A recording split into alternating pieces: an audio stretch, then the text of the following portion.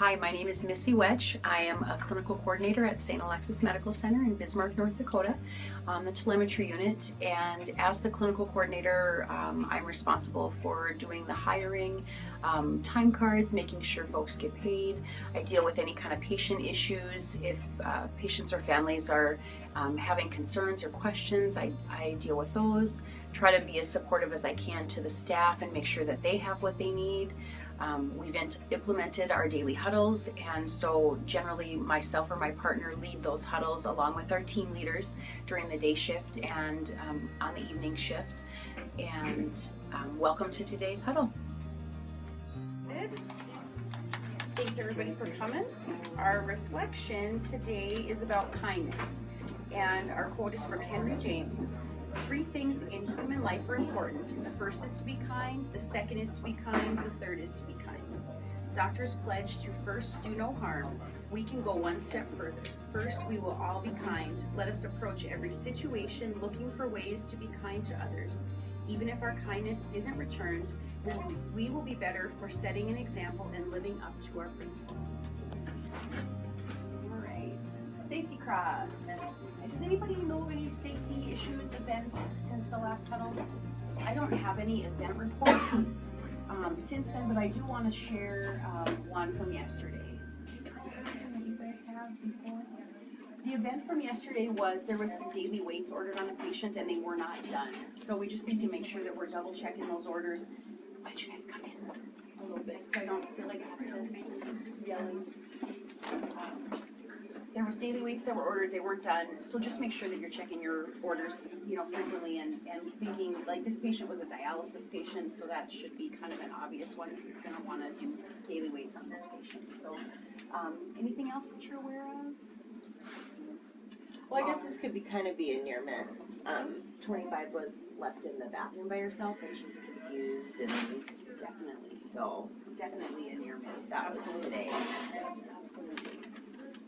So those patients, when we know that they are at risk, we need to make sure that we are not leaving them unattended. This is huge because most of our falls, statistically, happen when the patients are in the bathroom or going to and from the bathroom. So that's a huge, I'm sure it's written on the board then. Yeah, very good example. And if you walk a patient to the bathroom that has red slippers on, don't leave them alone. Or if you have to take off the bed alarm, Right. To take them to the bathroom, then you should probably stay. Don't leave them alone, absolutely. So just a few things that will pull you in. Our safety focus for the week is our call-out response time. When we looked at our patient satisfaction data for the last couple months, that was an area where patients were saying that they felt like they weren't getting what they needed quick enough from us with assistance to the bathroom or if they needed the bedpan or the urinal. So just remember that those call lights, they may be an emergency. We don't always know what that call light is going to be. So just make sure that you're, attending to those when you see them. Service. What concerns have we had from patients, customers, families in the past day? Anything that you've heard? No, nothing. How have we provided excellent customer service in the past day? I do have a couple names, Amy, Buxa, and Christy. Got their punch cards punched this week, so they had five patients that had listed them as providing good care. Katie Houston, where's Katie? Katie was named today as well, too, from patients, so thank you guys for that. Our service excellence focus of the week is talking about explaining new meds. Make sure that if you get new orders for meds that you're writing those names of the meds up on the board. I am starting to see those when I make rounds, so thank you guys for that. Actually, one patient's room I went into had Coreg, Plavix, and insulin written all up there. I'm like, man, they're all new? And they're like, yeah, it's new diabetic, and she has CHF, and I was like, oh, okay. So it's a good visual. For people that are coming into the room, like when Brian and I make rounds, when Peggy makes rounds. So it's just helpful for all of us. And it's just, that way the next nurse coming on knows as well. So make sure you write those names up on them. Anything else for service that you guys have aware of? General announcements, make sure you sign up for CPR renewal. If you're due, that sign up is in the locker room. Please use the paging board when you're paging physicians, the one at the nurse's station on the purple clipboard.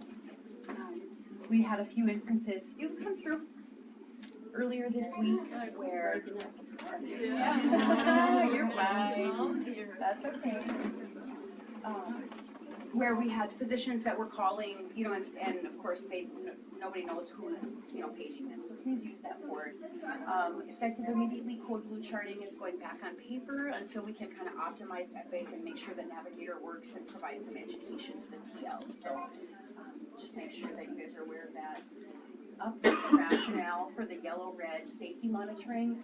Make sure that, like today, when I'm done with Huddle, I'm gonna mark, I marked today as a yellow, but I need to make sure and write that on here. So if somebody wants to say, hey, what happened? Why were we yellow today?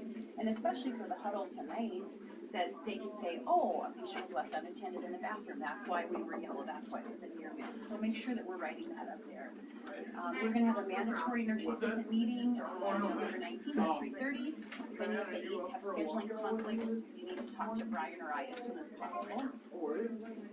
Your sharps containers, make sure you empty them before they get too full. There's nothing worse than going to put sharp in there and you're like, ah, and now you're stuck with a needle in your hand. So the keys are at the TL desk. If you don't know how to do it, just ask somebody and we'll help you. They're actually really easy to change out. Remember to stop your infusions in Epic. So if you're ending an IV bag and you're discharging your patient, make sure you are stopping those infusions. If folks are on fluid restrictions, please make sure that your INOs are accurate. They're always supposed to be accurate, but when your patient is on a fluid restriction or they're, a CHFer that we're really watching things close, we need to make sure that those are accurate. So use the hats, use the urinals. Improvement opportunities. Sarah wrote that up there. It looks she like, said it's just because like on evenings and nights we ask that they get done and then they never get done.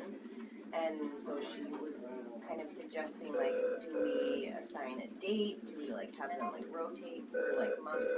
We're gonna do it every other week or whatever. Because then we have to do all the supplies for CS and they complain at night. They have to send all those things, right?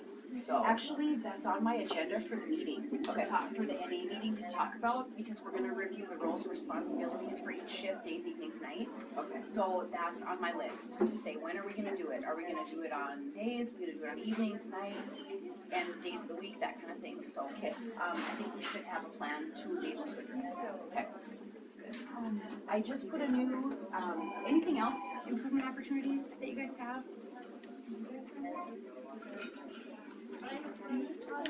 Okay, anything that fits in that category.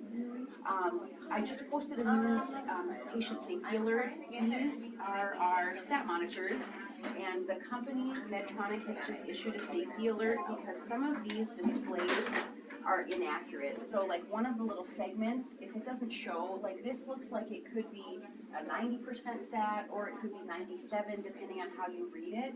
So they issued a recall, and what you need to do is when you turn them on, and we have 2 of these monitors and I checked them both, when you turn them on, this is what you should see. That's called the self-test, and as long as you see that and everything is there and the display is correct, then you know your monitor is good to go. But if one of your little segments is missing, if it looks like this, we need to make sure and mark this device as defective and put in a fix for Biomed so that they come and take care of it. Both of ours are good to go. So just to know that, and it happens automatically when you turn it on. So you should see that and just be paying attention to it when you turn it on. Make sure all the things are there. Make sure you guys sign on the back of that safety alert when you get a minute. Metrics, our fall science to fall scores, we were 88%. Hi there. We had 3 of them that were not matching the sign to the score.